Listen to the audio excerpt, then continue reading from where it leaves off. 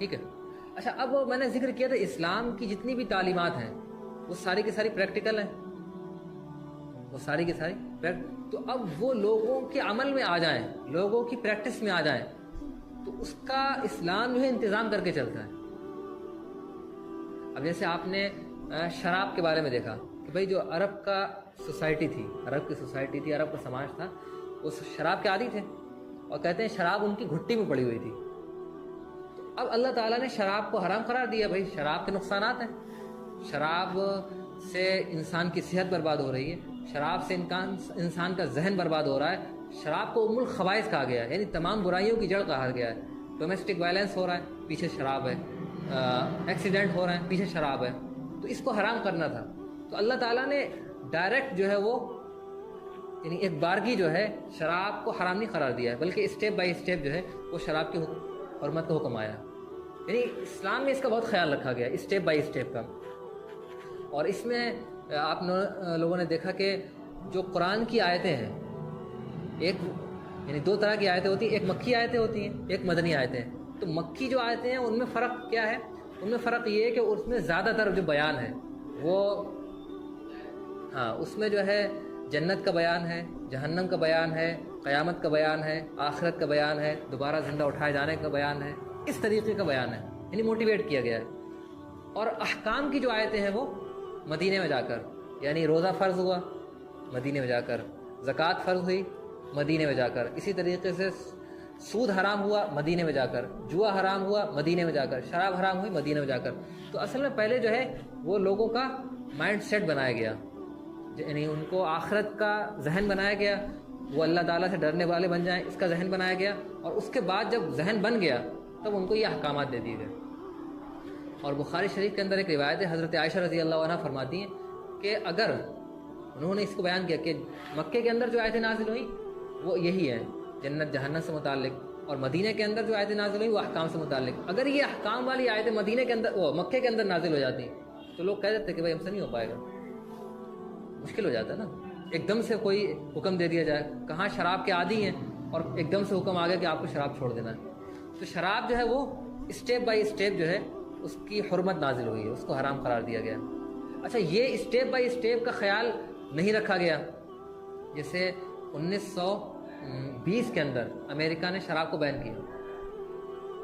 شراب کے جو نقصانات تھے وہ ان کے سامنے تھے, یعنی فیملی تباہ ہو رہی ہیں, ڈومیسٹک وائلنس ہو رہا ہے, ایکسیڈنٹ ہو رہا ہے, اکنامک کے مسائل ہیں, جھگڑے ہیں, یعنی درجنوں قسم کے ایشوز پیدا ہوتے ہیں. تو پریشر پڑا, امریکن گورنمنٹ جو ہے وہ اپنی کانگریس کے اندر بل لے کر آئی اور اس نے جو ہے شراب کے بین کر دیا. اب ہوا کیا؟ اس کے بعد یہ ہوا کہ جو گینگسٹر تھے, جو مافیا تھے, انہوں نے انڈر گراؤنڈ کاروبار شروع کیا. اور انڈر گراؤنڈ جو کاروبار شروع کیا اور اس میں جو ہے شراب کی کنزمپشن بڑھ گئی, شراب کی کنزمپشن بڑھ گئی. 1933 کے اندر امریکہ نے قانون واپس لے لیا. یعنی ایک طرف آپ دیکھ لیجیے اسلام نے شراب کو کس طریقے سے حرام قرار دیا اور اس کو لوگوں کی پریکٹس میں کیسے لے کر آئے, اور ایک طرف ہمارے سامنے امریکہ کی مثال ہے. تو اسلام میں جو ہے سود کو حرام قرار دیا, وہ بھی جس طریقے سے شراب میں آپ نے اسٹیپ بائی اسٹیپ دیکھا. نیکسٹ اسی طریقے سے جو اسلام یعنی قرآن میں جو سود کو حرام قرار دیا ہے اس کے بھی 4 اسٹیپ ہیں.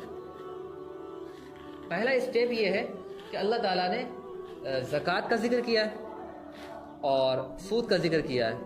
دونوں کو کمپیئر کر کے جو زکوٰۃ ہے چیریٹی ہے اس کی تعریف کی ہے اور سود کی تعریف نہیں کی ہے. یہ ایک اسٹیج ہو جائے گا. دوسرا اسٹیج کیا ہے؟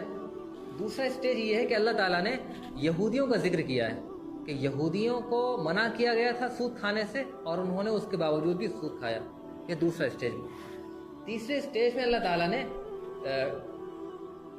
کمپاؤنڈ انٹرسٹ سے منع کیا ہے.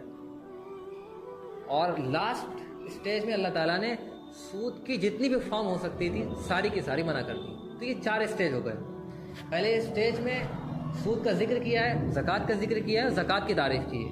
اور دوسرے میں جو یہودی لوگ یعنی اب ظاہر وہاں پر جو ذکر کرنے کا مقصد اس کو کنڈم کرنا ہے کہ وہ غلط کام کر رہے ہیں.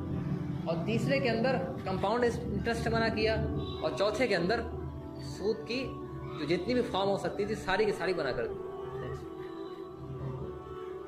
اب یہ جو فرسٹ اسٹیج ہے اس میں دیکھیے یہ آیت نازل ہوئی، وما آتیتم من ربا لیربو فی اموال الناس فلا یربو عند اللہ، کہ جو کچھ تم سود دیتے ہو تاکہ وہ لوگوں کے مال میں بڑھ جائے، نہیں ظاہر میں بڑھتا ہے وہ، اللہ تعالیٰ کیا نہیں بڑھتا ہے وہ، ظاہر میں تو تمہیں مال مل جا رہا ہے لیکن آخرت میں اس کا کوئی فائدہ ہوگا، آخرت میں وہ تمہارے لیے بڑھے گا، ایسا نہیں ہوگا۔ وما آتیتم من زکات تریدون وجہ اللہ، اور جو کچھ تم زکات دیتے ہو اللہ تعالیٰ کی رضا کے لیے تو پھر تم اس سے جو ہے اپنے مال کو بڑھانے والے ہو۔ تو یہ فرسٹ اسٹیج میں آیت نازل ہوئی۔ سیکنڈ اسٹیج میں یہ ابھی آیا کہ ان پر جو عذاب نازل ہوا تھا وہ سود لینے کی وجہ سے نازل ہوا تھا، اور یعنی عذاب آپ وہ بلکہ یہ کہیں کہ ان پر جو حلال چیزیں حرام قرار دی گئی تھیں اور اس کی وجہ ایک یہ بھی تھی کہ وہ سود لیتے تھے، سود سے منع کیا گیا۔ یہ تھرڈ اسٹیج ہے، یا ایھا الذین آمنوا، اے ایمان والو، لا تأکلوا الربا اضعافا مضاعفا، بڑھا چڑھا کر سود مت کھاؤ، واتقوا اللہ، اللہ سے ڈرو، لعلکم تفلحون، تاکہ تم کامیاب ہو جاؤ۔ اچھا یہ کئی آیتیں ہیں، یعنی وَأَحَلَّ اللَّهُ وَالَّذِينَ يَأْكُلُونَ الرِّبَا لَا يَقُومُونَ، وہاں سے جو شروع ہوئی ہیں اور نیچے صفحے تک جو کل ساری ہم لوگوں نے پڑھی تھی، تو اس میں ایک آیت میں نے یہاں ذکر کی ہے، اے ایمان والو اللہ تعالیٰ سے ڈرو اور چھوڑ دو جو سود باقی رہ گیا ان کنتم مؤمنین۔ یہاں ایک نقطہ ہے، یا ایھا الذین آمنوا، یہاں ایمان کا حوالہ دیا ہے آیت کے شروع میں، ان کنتم مؤمنین یہاں ایمان کا حوالہ دیا ہے، اور بیچ میں یہ کہا گیا کہ سود چھوڑ دو۔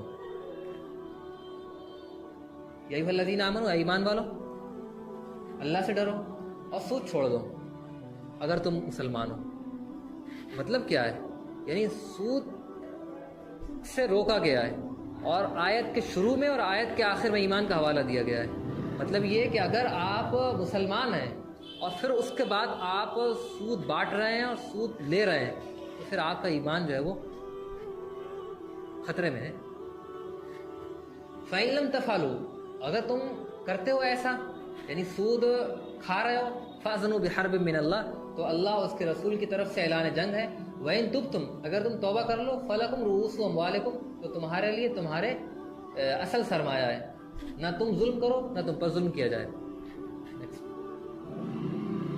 تو اس میں جو ہے آپ نے یہ دیکھا کہ 4 اسٹیپ کے اندر، اور شراب میں بھی تقریباً 3 یا 4 اسٹیپ کے اندر ہی شراب حرام قرار دی گئی ہے۔ اچھا اب میں نے ذکر کیا کہ کل بھی میں نے ذکر کیا تھا کہ جو تجارت ہے اور جو سود ہے، مکے کے مشرک کیا کہہ رہے تھے؟ دونوں ایک ہی طرح ہیں، سیم ہے، اور میں نے کل اس کو ذرا ڈیٹیل میں بتایا تھا کہ دونوں ایک ہی طرح نہیں ہے۔ بھئی جو سود ہے اس میں منی اگینسٹ منی ہے، اور جو تجارت ہے اس میں منی اگینسٹ گڈس ہے۔ اچھا تو بہرحال دونوں کے درمیان بہت فرق ہے، جو تجارت کر رہا ہے وہ پورا رسک لے رہا ہے، اور یہاں کوئی رسک نہیں ہے۔ اچھا اب ایک چیز آپ نے اور دیکھی کہ اسلام کا کوئی بھی حکم ہو، اسلام کا کوئی بھی حکم ہو، اس پر یعنی ہم قرآن پاک ہے مثال کے طور پر، قرآن پاک کے اندر جو بھی حکم دیا ہے تو اس کو رسول اللہ صلی اللہ علیہ وسلم نے عملی طور پر کر کے دکھایا ہے۔ کوئی بھی حکم دیکھ لیجئے، تو اب سود حرام قرار دے دیا گیا، اب اس کو عملی طور پر کر کے دکھانا تھا، تو رسول اللہ صلی اللہ علیہ وسلم نے کبھی سود بانٹا نہیں۔ رسول اللہ صلی اللہ علیہ وسلم کے جو فیملی ممبرس ہیں انہوں نے کبھی دیا نہیں۔ تو حضور صلی اللہ علیہ وسلم کو یہ خود سے کام کر کے دکھانا تھا، اور یہ موقع ہے اس کا حجۃ الوداع کا۔ حضور صلی اللہ علیہ وسلم نے جب آخری حج کیا اور وہاں سارا مجمع موجود تھا، اور اس موقع پر حضور نے سود کی آیتیں نازل ہوئی تھی، تو اس موقع پر حضور نے فرمایا تھا کہ میں جو ہے کہ جاہلیت کا جو سود ہے وہ ختم کیا جاتا ہے، اور میں اپنی طرف سے چچا عباس بن عبد المطلب نے جو لوگوں کو سود بانٹ رکھا ہے اس کو ختم کرتا ہے۔ یہ حضور صلی اللہ علیہ وسلم کے جو چچا ہیں عباس بن عبد المطلب، یہ لینڈر تھے، سود پر لوگوں کو قرض دیا کرتے تھے، تو اب ظاہر ہے حضور صلی اللہ علیہ وسلم نے ان کے جو سود پر قرض بانٹے ہوئے تھے، حضور نے کہا میں اس کو ختم کرتا ہوں،